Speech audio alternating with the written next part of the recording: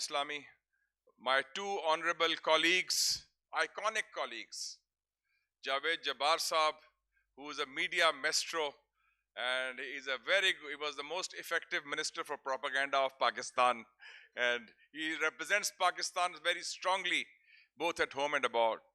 It's a pleasure to welcome you, sir, from Karachi, and Senator Raza Rabbani Saab, who was the most effective, the most progressive, and the most strong upholder of the rule of law as chairman of the Senate of Pakistan. It's a pleasure to welcome both of them from Karachi.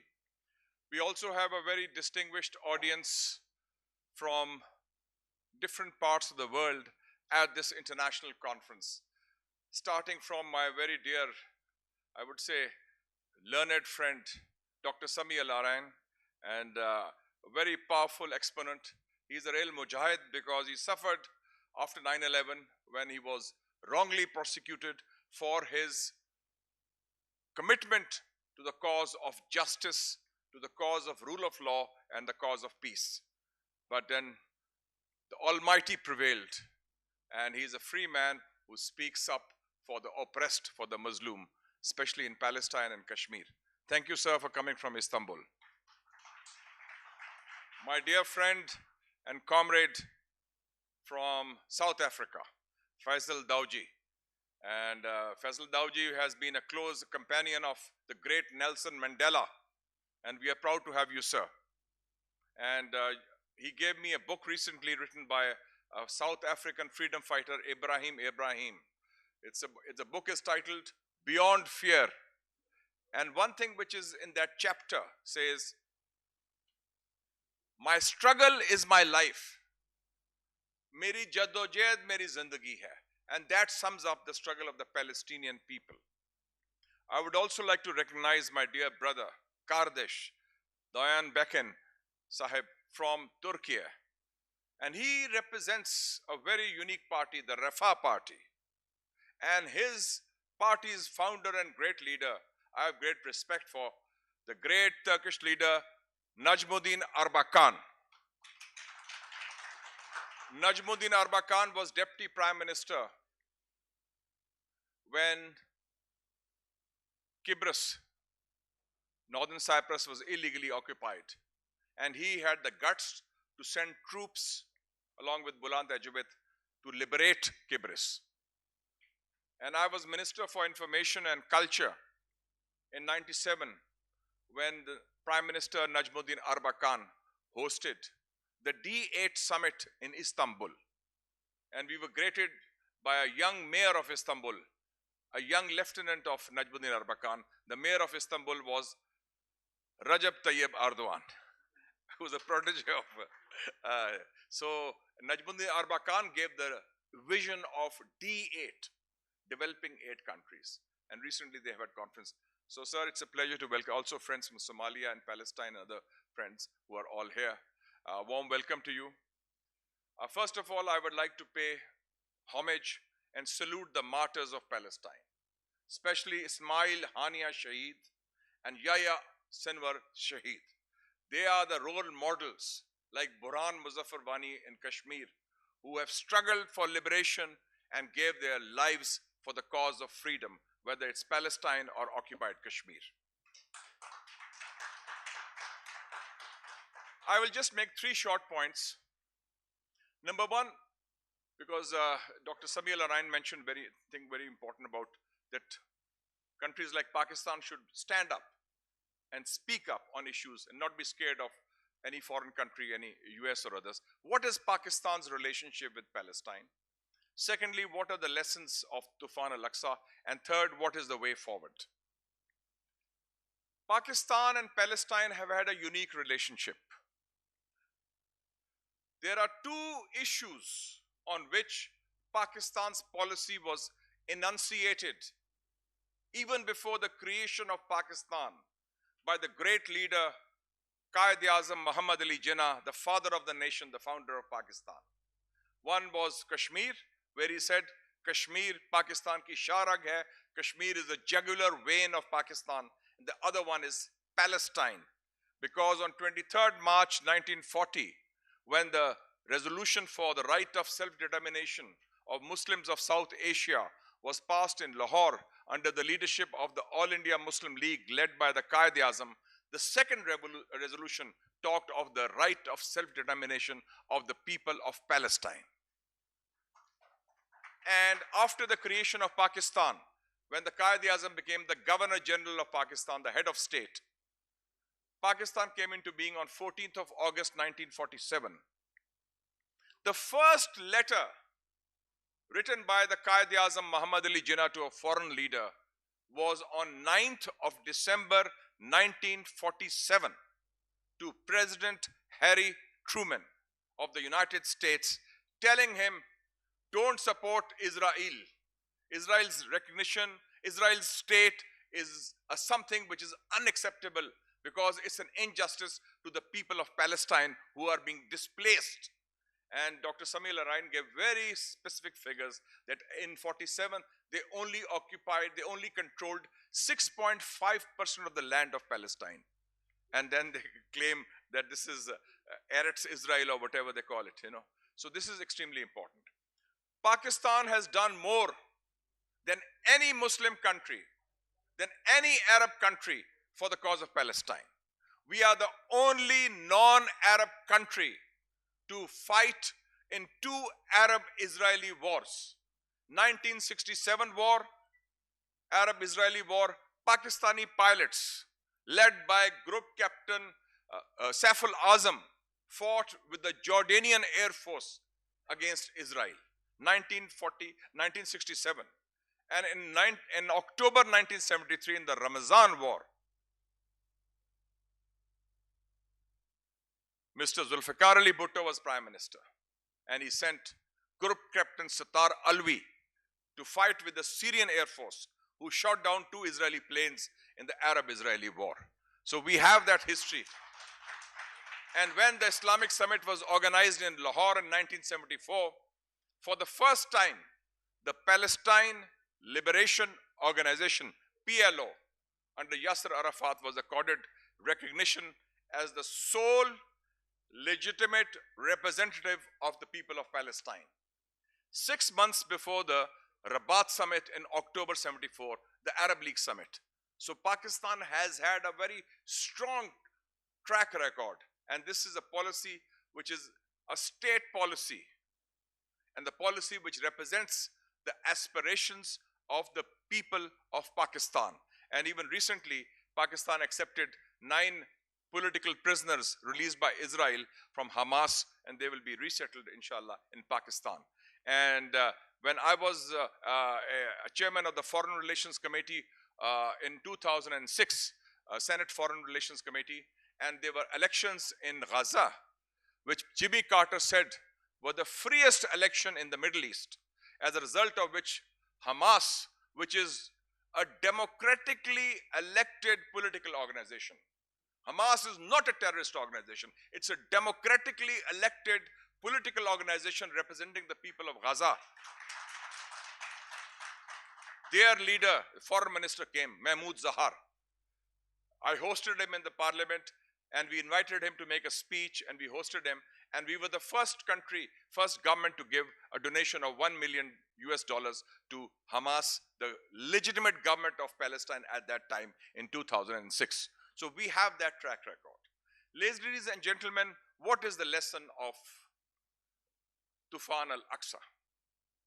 And Dr. Samir Al-Arain very much put it very rightly, because the assumption just 2 weeks before Tufan al-Aqsa, and I salute the Mujahideen of Palestine. What they achieved is remarkable. It's a miracle of the Almighty, mashallah. 3 things happened before Tufan al-Aqsa. 3 things.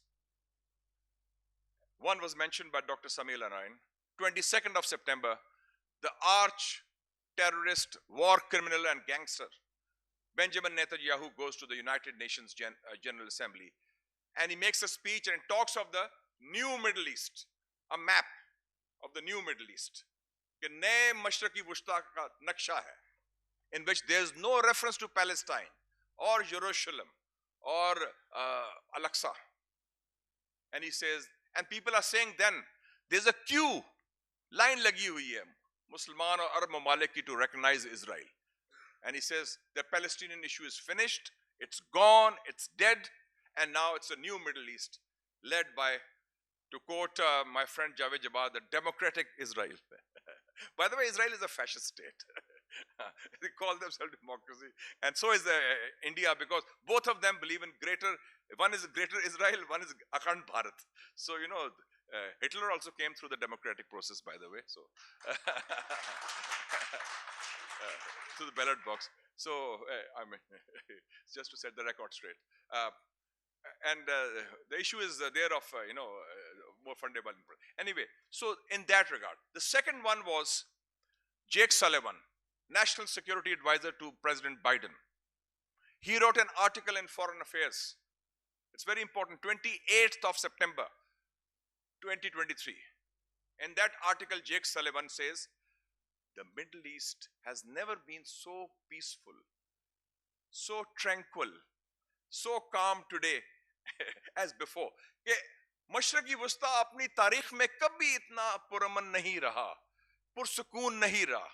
ये 28 सितंबर को कह रहे हैं कि बड़ा सब कुछ सब अच्छा है, चिड़ी नहीं फड़क रही जैसे हम कहते हैं ना, तो वो उन्होंने तूफान लक्सा से एक हफ्ता पहले कहा. And the third thing was Biden and Modi on 20th of September in Delhi announced the IMEC at the G20 summit. Israel, India, Middle East, European Union, so-called corridor as a IMEC, yes, to copycat of China's BRI. And I'm very happy that President Erdogan was the first to reject it, even there. He said, we reject this thing. This is not acceptable. The corridor from India to Israel via Arab countries. So this was the plan. And what happened? वो कुरान शरीफ की आयत याद आ गई मुझे कि इन्होंने मंसूबा बंदी मकरू व मकरुल्लाह व अल्लाहुल खैरुल माकिरीन. They planned, the Almighty planned, and the verily the Almighty is the best of the planners. उनका मंसूबा बंदी ये था. और अल्लाह की शान देखें कि हमास ने जो किया 7th October, पूरी काया पलट दी गई. Might is right, as you said, has failed. Right is might. That is what has happened. And that they have shown, they have prevailed that. और नेतन्याहू ने कहा था कि मैं खुदा न खास्ता सबै हस्ती से मिटा दूंगा हमास को, फिर मैं तसल्ली से बैठूंगा. He said, I will decimate, I will eliminate, I will exterminate Hamas. Today, the Israeli regime has been in Doha negotiating through the CIA and through the Egyptian intelligence in Doha with Hamas for the release of hostages. And Hamas, according to Blinken, who left office on 20th January, said Hamas has replenished its ranks and the strength is even more than before 7th of October. So that is what is happening. So this is the new reality that we have to accept, that how the heroic resistance of the Palestinians is there. So what the lesson is, that size does not equal strength, might is not right, truth and justice with sacrifices and struggle can prevail. And what is the way forward, ladies and gentlemen? I would say the way forward, I will sum it up in 3 R's. Resistance. Resistance to Israeli occupation. And I would like to place on record what the Chinese representative to the International Court of Justice said, because we have a very eminent jurist here, Senator Raza Rabbani Sahib. In March 2024, he appeared before the International Court of Justice. And the Chinese representative said, there were 50 countries represented who spoke there. He was the only one who said, a people living under foreign military occupation have the right to resist with force, with arms, for the right of self-determination. महकूम कौमें हों, चाहे फ़लस्तीन या कश्मीर, बैरूनी कब्जे के खिलाफ उनकी अस्करी जदोजहद जायज है. मुजाहिमत जो है वो जायज है. It's not terrorism, it is liberation war. It's resistance is the number one thing. Second, rejection of any American-Israeli hegemony in the Middle East. ये जो plan बन रहा है, whether it's United States or Israel or any other country, is totally unacceptable. It's contrary to international law and the UN Charter, and it's against any norms of justice and civilization. And I'm glad for a change, all the Arab countries have so far united to reject it. So this rejection is very clear, and the rejection should be very clear also across the board. Rejection of the Indo-Israel axis. जो Israel और हिंदुस्तान का जो है, Greater Israel and Akhand Bharat, they are part of the same thing. And Netanyahu and Modi are ideological first cousins. They both are against Islam and believe in Muslim bashing. And the third one is recognition of the state of Palestine with Jerusalem as its capital. That has to be the bottom line. There cannot be any other possibility. And people said that things are not possible. I think that ground realities are changing.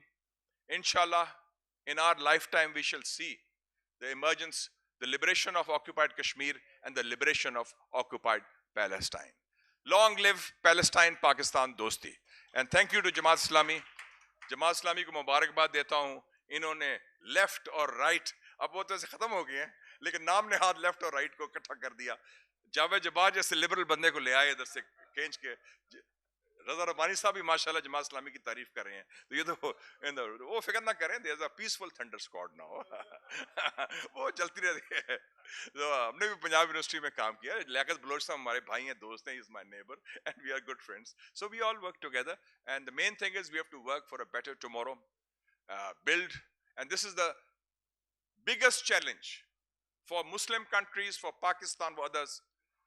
And the biggest challenge in my view is the defeatist mindset. शिकस्त खुर्दा जहन कि जी नहीं हो सकता, हाथ मलने शुरू कर देते हैं. ओ जी मारे गए जी, वो साहब बहादुर क्या कहेंगे, अमेरिका क्या कहेगा. No, we can do it.